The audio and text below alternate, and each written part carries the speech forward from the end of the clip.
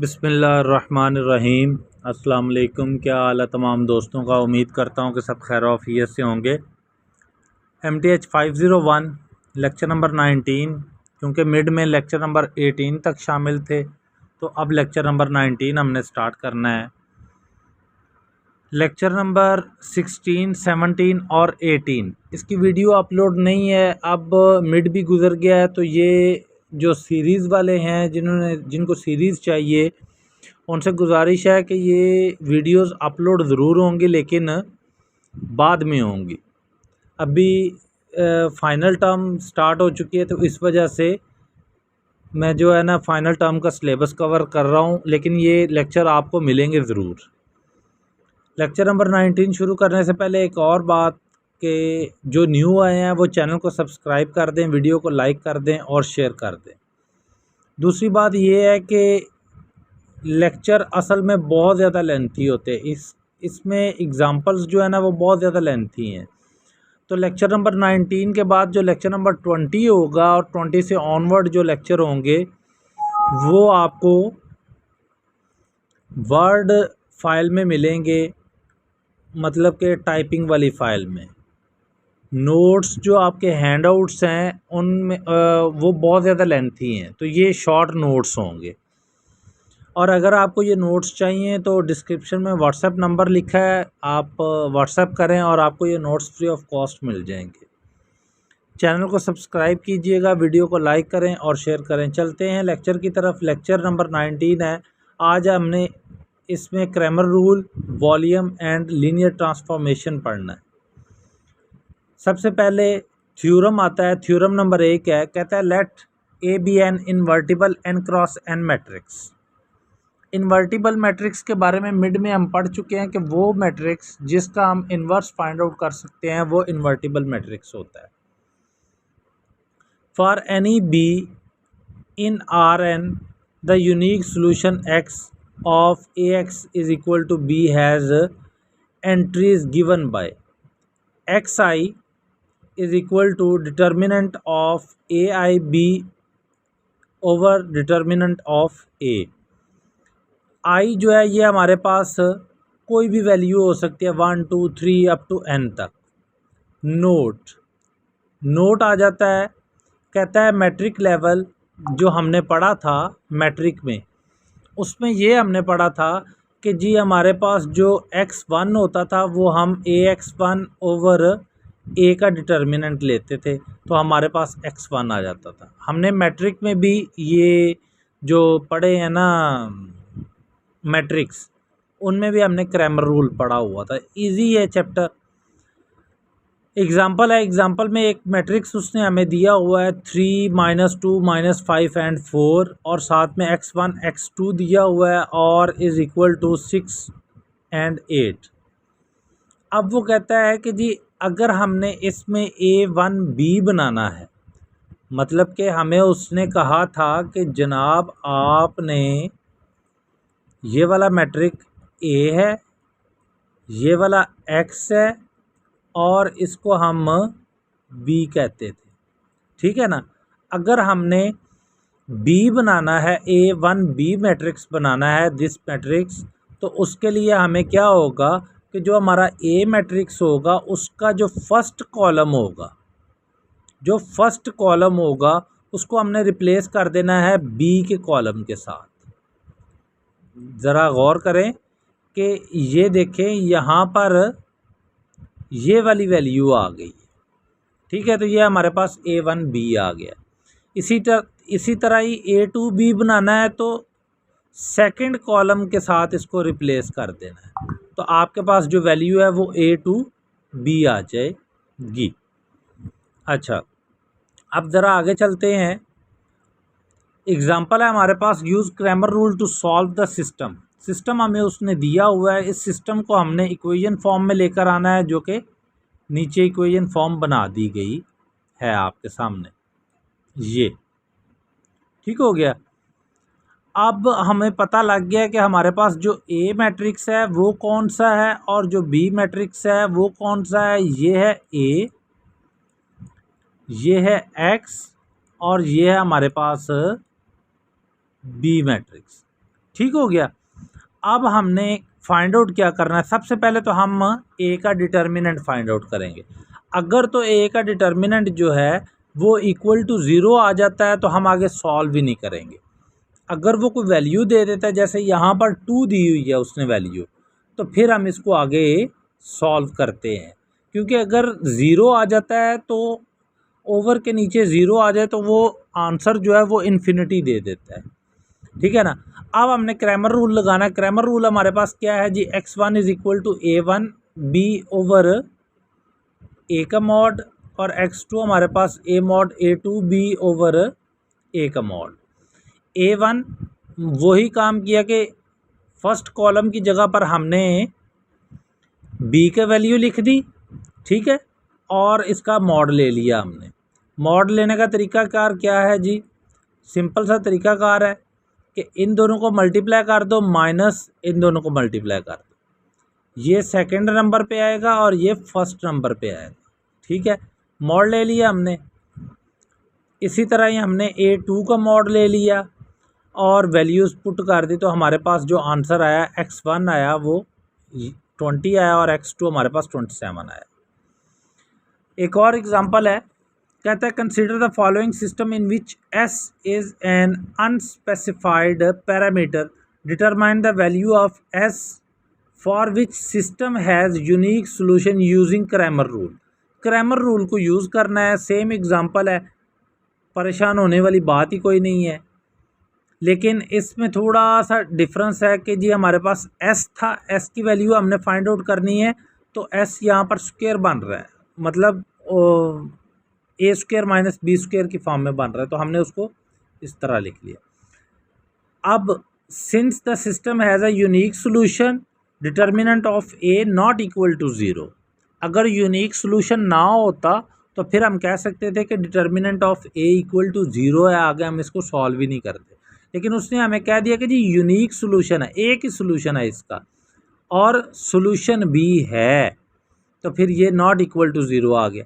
अब हमने क्या किया कि हमने S square minus 4 not equal to zero हो गया, तो एक्स हमारे एस हमारे पास किसके इक्वल आ गया, प्लस माइनस 2 के। For such an S the solution is x1 over x2। हमारे पास x1 का सोल्यूशन जो है वो और x2 का सोल्यूशन वो ये लिखा हुआ है। आगे चलते हैं, आगे हमारे पास आ जाता है इन्वर्स का फार्मूला। बहुत आम सा फार्मूला हमने पढ़ा हुआ है, A inverse is equal to होता है हमारे पास एडजॉइंट ऑफ ए ओवर ए का मॉड, ठीक है ना। एडजॉइंट ऑफ ए हमारे पास क्या होता है जनाबे वाला, कोई भी मैट्रिक्स हमें दिया गया है, लेट्स सी हमारे पास ये 2 1 3 5 मैट्रिक्स था, और इसका एडजॉइंट क्या होगा कि इन दोनों की जगह चेंज कर देनी है, डायगोनल वालों की जगह चेंज कर देनी है, और डायगोनल के बगैर जो है उनके साइन चेंज कर देने हैं। आपने जगह नहीं चेंज करनी लेकिन साइन चेंज ज़रूर करने हैं, तो ये हमारे पास एडजॉइंट हो जाता है। इसमें भी अगर ए का मॉड आ जाता है ज़ीरो के इक्वल तो हम इन्वर्स फाइंड आउट नहीं कर सकेंगे। अब हमारे पास एक मैट्रिक्स आ जाता है, वो कहता है जी लेट 3x3 का हमारे पास एक मैट्रिक्स है, वो कहता है इसका एडजॉइंट फाइंड आउट करें। तो इसके लिए हमने कोफैक्टर फार्मूला पढ़ा हुआ है मिड से पहले, वो क्या है, सी डिनोट करता है कोफैक्टर को, C i j is equal to -1 power i plus j और एम आई जे। एम जो है ये हमारे पास माइनर आ जाता है, माइनर को हम डिनोट करते हैं 5 से। अब थोड़ा सा समझ लें इसको कि let a 2x2 matrix and find adjoint by using the above formula. हम फार्मूला क्या यूज़ करते हैं कि जी इन दोनों की जगह चेंज कर लेते थे, डायगोनल की, और दूसरों की अलामत चेंज कर लेते थे, ठीक है ना। तो इसको यूज़ करते, इस मैट्रिक्स को यूज़ करते हुए हमने ये वाला फार्मूला यूज़ करना है कोफैक्टर वाला, और हमने इसका इन्वर्स फाइंड आउट कर लेना है, इन्वर्स एडजॉइंट फाइंड आउट करना है। कोफैक्टर ऑफ दिस मैट्रिक्स क्या होगा, ये रो 1 और कॉलम 1 के ऊपर है एंट्री, ये रो 1 और कॉलम 2 पे एंट्री है, तो रो 1 कॉलम 1 C11, रो 1 कॉलम 2 C22, इसी तरह ये C21 और C22। ठीक हो गया। अब हमें पता है कि जी हमारे पास जो माइनर है वो क्या निकलेगा, हमें माइनर का भी तो इल्म होना चाहिए ना। तो माइनर हमारे पास जो निकलेगा वो ये आएगा कि लेट्स सी, अगर आप 2 का माइनर फाइंड आउट करना चाहते हैं, 2 का माइनर फाइंड आउट करना चाहते हैं, तो जिस एलिमेंट का आपने माइनर फाइंड आउट करना है ना, उस एलिमेंट की रो और कॉलम को आपने छोड़ देना और जो बाकी बचेगा वो हमारे पास 5 बचेगा। ये 2x2 की बात बता रहा हूँ। तो जो 5 होगा वो हमारे पास M11 का माइनर होगा। ठीक हो गया। अगर ये लेट्स सी -5 आ जाता यहाँ पर, तो हमने इसको फिर भी 5 ही लिखना था। ठीक हो गया, क्योंकि हम इसका वो ले रहे हैं, मॉड ले रहे हैं, यूँ समझ ले कि मॉड ले रहे हैं। एक फिक्स टर्म है, मेरे ध्यान से स्किप हो गई है, अभी स्किप हुई है, तो यूँ समझ ले कि हम इसका मॉड ही ले रहे हैं, तो 1 प्लस की वैल्यू आएगी। ठीक है। अब हमारे पास माइनर आ गया C11 का। C11 में जो माइनर यूज़ होना है वो M11 है, तो हमने वैल्यूज़ को फार्मूला में पुट कर दिया, तो हमारे पास जो आंसर आया सिंप्लीफाई करने से C11 की वैल्यू 5 आ गई। वही काम जो हमने डायरेक्ट किया था कि इन दोनों की स्पेस जगह चेंज कर देनी है, प्लेस चेंज करनी है इन दोनों की। ठीक है ना। तो ये 5 2 की जगह पर आ गया, तो C11 की जगह पर 5 आ गया। इसी तरह ये अब C21 का फाइंड आउट करना है, तो हमारे पास I जो है वो कितना है और J जो है वो हमारे पास कितना है, वो हमने वैल्यू ऊपर लिख देनी है। ये हमारे पास फॉर्मूला है ना, I प्लस J। तो हमारे पास I जो है वो रो 1 है और कॉलम 2 है। ठीक है ना। तो हमने I की वैल्यू लिख दी, और M2 मतलब माइनर 2x1 का जो माइनर है वो हमने क्या निकालना है, वो निकालने के लिए हमने ये 3 है। ठीक है ना। इस 3 को, इस 3 की रो भी छोड़ देनी है, इस 3 की रो भी छोड़ देनी है और कॉलम भी छोड़ देना, तो आपके पास माइनर क्या निकल आएगा, -1। ठीक है ना। अब वो -1 को आपने पुट करना है, तो आपके पास जो आंसर आएगा वो आपके पास C21 का जो है वो -3 आ जाएगा। इसी तरह C12 का निकाल लेना है और C22 का भी निकाल लेना है। तो हमारे पास जो एडजॉइंट आएगा वो क्या आएगा जनाब, ये एडजॉइंट आएगा हमारे पास। ठीक है।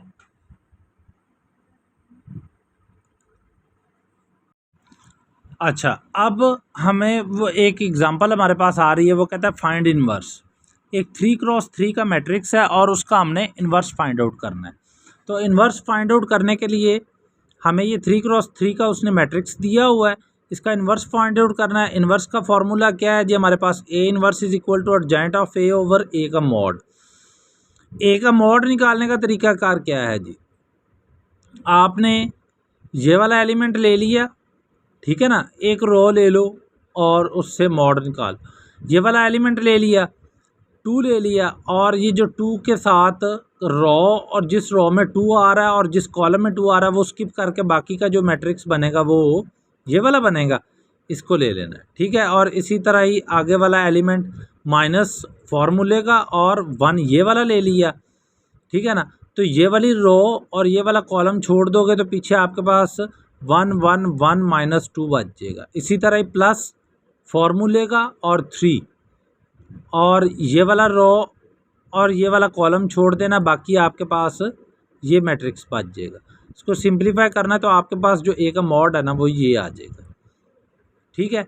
अब हमने करना क्या है, adjoint of A 3x3 matrix का फाइंड आउट करने के लिए हमने वही फार्मूला यूज़ करना है कि हर एलिमेंट की जगह पर उसकी पोजीशन और उसका कॉलम जो है ना, उसकी रो और कॉलम की वैल्यू लिख देनी है। मसलन C11 C12 C13 C21 C22 C23 and C31 C32 और C33 और उसका ट्रांसपोज। ठीक हो गया। अब हमने सिंपल सी वैल्यू पुट करनी है और माइनर निकालना है। माइनर के लिए वही काम कि हमने अब इसका माइनर कैसे फाइंड आउट करें। मिसाल के तौर पर आपने 2 का माइनर फाइंड आउट करना है, तो ये रो को भी छोड़ देंगे, ये कॉलम को भी छोड़ देंगे, बाकी जो मैट्रिक्स आपके पास ये वाला बचेगा इसका आपने मॉड ले लेना है। ठीक हो गया, इसका आपने मॉड ले लेना है। तो आपके पास जो है वो ये देखें, मॉड लेंगे तो आपके पास वैल्यू 2 आ जाएगी। इसी तरह ही आपने सब के मॉड लेकर सब की वैल्यूज़ निकाल लेनी है और आखिर में आपने क्या करना है कि आपने इसको पुट कर देना है इस इक्वेशन में। ठीक है, अब इस इक्वेशन में पुट कर देंगे और इसका ट्रांसपोज ले लेंगे, इसका ट्रांसपोज लेना है। मसलन के रो को कॉलम बना दो या कॉलम को रो बना दो। यहाँ पर मैंने रो को कॉलम बना दिया है, ठीक है ना। मतलब मसलन C11 C12 C13 थी, अब ये रो में आ गई C11 C12 और C13 ये रो में आ गई। इसका ट्रांसपोज लेना लाजमी है। उसके बाद आ जाता है जी, वो कहता है determinants as area or volume.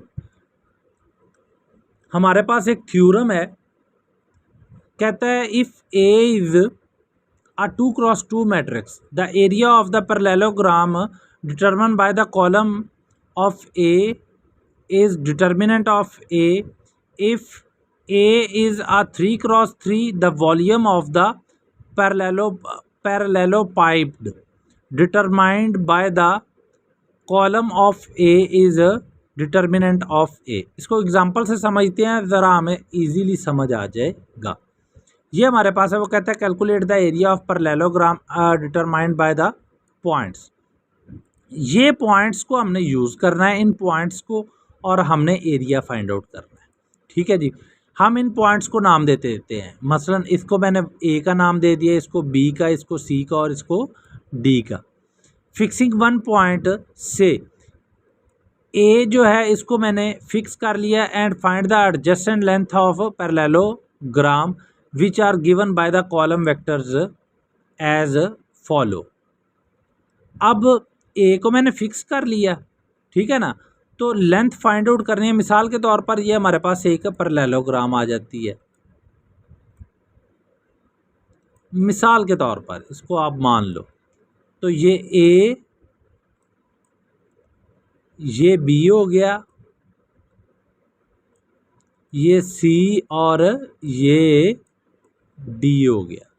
ठीक है जी, अब हमने इसकी लेंथ फाइंड आउट की, ए बी की लेंथ फाइंड आउट करनी है। तो हमारे पास हमने क्या किया कि 0 -2 सॉरी माइनस फार्मूले का और -2, और इसी तरह ही हमने 3 माइनस फार्मूले का और -2, ये एक फार्मूला है। ठीक है ना, तो मतलब फार्मूला नहीं, इस तरह आपने वैल्यू पुट करनी है। तो आपके पास जो है वो कॉलम बचेगा, वो आएगा 2 5। इसी तरह ही ए सी फाइंड आउट कर ली। ठीक है ना, अब हमने क्या किया, हमारे पास एक 2x2 का मैट्रिक्स बन गया अगर आप इन दोनों को यूज़ करते हो। So area of parallelogram A B C D determined by the column vector. तो डिटर्मिनेंट आप ले लो किसका, जो आपके पास दो वेक्टर्स बने हैं इनको इकट्ठा करके आप इनका डिटर्मिनेंट ले लो, तो आपके पास एरिया निकल आएगा। इसके बाद है जी हमारे पास टॉपिक लीनियर ट्रांसफॉर्मेशन। थ्योरम है हमारे पास, लेट टी ट्रांसफॉर्मेशन R2 से R2 be a linear transformation determined by a 2x2 matrix A if S is a parallelogram in R2, then area of transformation of S is equal to determinant of A into area of S। अच्छा, ये 2x2 matrix के लिए है। ठीक है ना, अगर आपके पास एक 2x2 का मैट्रिक्स आ जाता है R2 में, तो वो कहता है कि जी इस मैट्रिक्स के जो ट्रांसफॉर्मेशन है वो आप फाइंड आउट कैसे कर सकते हैं। तो उसके लिए फॉर्मूला है determinant of A into area of S. इसी तरह ही अगर आपके पास 3x3 का मैट्रिक्स आ जाता है तो उसमें एरिया ऑफ एस नहीं आएगा, उसमें वॉल्यूम ऑफ एस आएगा। एग्जाम्पल एक हम कर लेते हैं इसकी।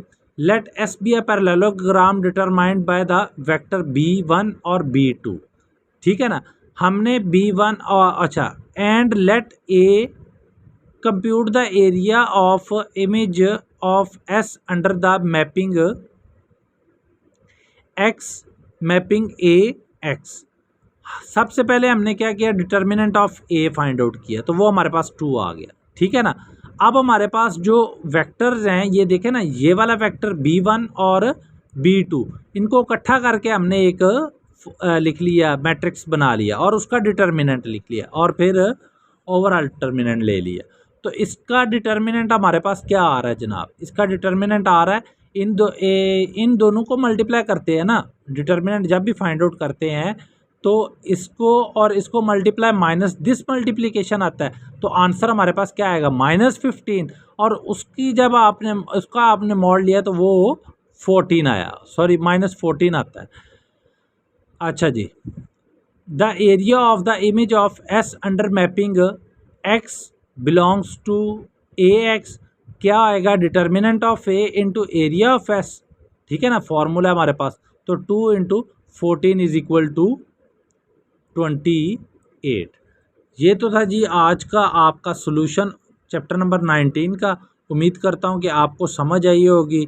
अगर कोई इशू हो तो आप मुझे व्हाट्सएप कर सकते हैं, व्हाट्सएप नंबर ये नीचे लिखा हुआ है, इस पर भी व्हाट्सएप कर लें और कमेंट भी कर सकते हैं, मैं आपको कमेंट का भी रिप्लाई करूँगा। तब नेक्स्ट वीडियो इंशाल्लाह जल्दी अपलोड होगी, तब तक के लिए अल्लाह हाफिज़।